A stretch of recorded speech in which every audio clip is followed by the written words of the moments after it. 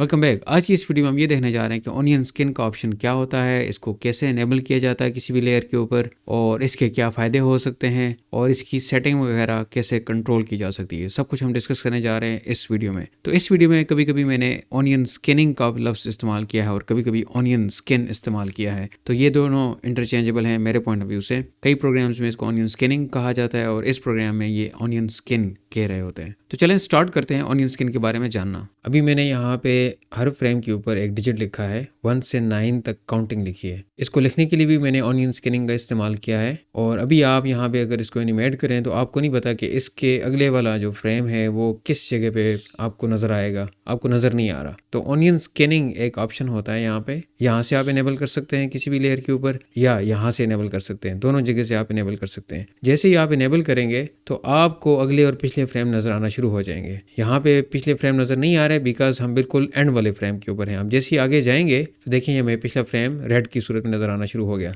और अगर मैं दरमियान में ले आऊँ, लेट्स से मैं 5 फ्रेम के ऊपर आता हूँ, तो 2 फ्रेम मुझे यहाँ पे दिख रहे हैं पिछले फ्रेम, और 2 अगले फ्रेम मुझे दिख रहे हैं। तो इसको हम कह रहे होते हैं ऑनियन स्किनिंग। तो प्रीवियस वीडियोस में हम ये देख चुके हैं कि आपके किसी भी फ्रेम के ऊपर उससे पिछले और उससे अगले फ्रेम में कितना फ़र्क आता है, इसको हम एनिमेशन कह रहे होते हैं। पोजीशन के पॉइंट ऑफ व्यू से, या साइज के पॉइंट ऑफ व्यू से, या कलर के पॉइंट ऑफ व्यू से, या किसी भी और तरह से जो भी चेंज आ रही होती है हम इसको एनिमेशन कहते हैं। ऑनियन स्किनिंग हमारी एनिमेशन के काम को बहुत ज़्यादा आसान बना देता है, स्पेसिफिकली जब आप कोई ड्रॉ कर रहे होते हैं। फ्रेम बाई फ्रेम एनिमेशन में तो इसके बगैर चला ही नहीं जा सकता। तो इसको हम ऑनियन स्किनिंग कह रहे होते हैं। अभी अगर हम थोड़ा सा गौर करें, टाइमलाइन के ऊपर ये एक रेंज सी बनी पड़ी है। ये रेंज ऑनियन स्किनिंग की रेंज है, और ये जो ट्रायंगल्स हैं ये इस रेंज को कंट्रोल करती हैं। आप इस रेड वाली जो ट्रायंगल है वो प्रीवियस फ्रेम्स को कंट्रोल करती है कि कितने फ्रेम्स आपको दिखने चाहिए जो सिलेक्टेड फ्रेम है उससे पीछे, और ग्रीन वाली ट्रायंगल फ्यूचर के फ्रेम कितने दिखाने हैं उसको कंट्रोल कर रही है। बाय डिफॉल्ट ये 2 फ्रेम्स ऑन होते हैं कि आपको प्रीवियस 2 फ्रेम नजर आ रहे होते हैं और 2 नेक्स्ट फ्रेम नजर आ रहे होते हैं, फ्यूचर के फ्रेम नजर आ रहे होते हैं। आप इनको एक्सटेंड करना चाहें तो बहुत सारे तरीके हो सकते हैं। एक तरीका तो बहुत आसान है कि आप इसको ट्रायंगल को सिलेक्ट करें तो आपका माउस पॉइंटर चेंज हो जाता है, और यहाँ पे अगर करें तो इस तरीके से ये आपने एक्सटेंड कर दिया। अभी आपको 4 फ्रेम्स नजर आ रहे हैं। और इसी तरह अगर आप नेक्स्ट फ्रेम्स को भी करना चाहें, आप इनको पकड़ के भी जितना मर्जी आगे लेके जाना चाहें तो आप लेके जा सकते हैं। अभी हमने इसकी रेंज को चेंज कर दिया है। आपको इस सेटिंग के साथ प्रीवियस 4 फ्रेम नजर आ रहे हैं और फ्यूचर के आपने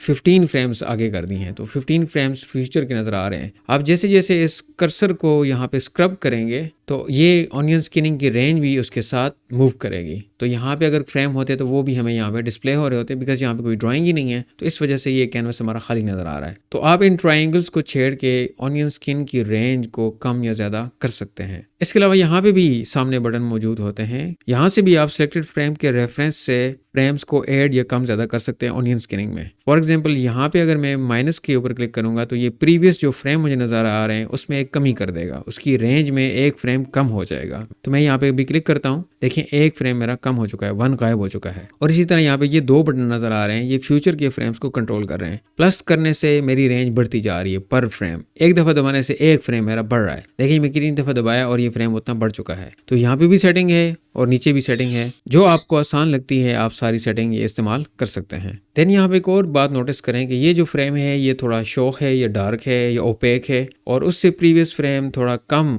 ओपेक है, और करते करते ओपेसिटी कम हो रही है। इसी तरह आप फ्यूचर में जाते जाएं तो ओपेसिटी ये ज़्यादा शोक है और ये ओपेसिटी आगे आगे कम होती जा रही है। तो ऑनियन स्किनिंग की सारी सेटिंग यहाँ से आप चेंज कर सकते हैं। यहाँ पे ये मुख्तलिफ सेटिंग्स हैं, आप इनको चेंज करके आप फ्यूचर के और प्रीवियस सारे फ्रेम्स इनकी सेटिंग चेंज कर सकते हैं कि कोई चीज़ कितनी मध्यम नज़र आए। देखें ये बिल्कुल बहुत ज़्यादा मध्यम हो चुके हैं या बहुत ज़्यादा ट्रांसपेरेंट हो चुके हैं। यहाँ पे जाते जाएंगे ये फुली विजिबल हो जाएंगे। ये मुख्तलिफ सेटिंग्स हैं जिनको आप अपनी मर्जी से कम ज़्यादा करके अपनी मर्जी की कोई भी सेटिंग रख सकते हैं। मैं इसको कर देता हूँ कैंसिल। तो बाय डिफ़ॉल्ट जो भी है अभी उसी के साथ मैं चल रहा हूँ। तो अभी हमने डिस्कस कर लिया कि टून बूम हार्मनी में ऑनियन स्किनिंग एक ऑप्शन होता है जिसकी मदद से आप नेक्स्ट और प्रीवियस फ्रेम्स को देख सकते हैं। बिकॉज डिफ़ॉल्ट सेटिंग में हर ड्राइंग का एक्सपोजर एक ही फ्रेम होता है, तो अगर आप हर फ्रेम के ऊपर नई ड्राइंग बना रहे हैं तो उस वक्त ऑनियन स्किनिंग ऑन करना बहुत ज़्यादा ज़रूरी होता है। तो ये एक ऑनियन स्किन का कॉन्सेप्ट है जो कि आपकी ड्राइंग और एनिमेशन के लिए बहुत ज़्यादा ज़रूरी है। इसको ऑन करने के लिए ये बटन है, हर लेयर के ऊपर अपना बटन दिया होता है, और देन इसकी कंट्रोल करने की सेटिंग यहाँ पे मौजूद है और यहाँ टॉप पे भी मौजूद है। आपको जो आसान लगता है आप वो इस्तेमाल कर सकते हैं। तो इस वीडियो में इतना ही, मिलते हैं नेक्स्ट वीडियो में किसी और टॉपिक के साथ। See you in the next video.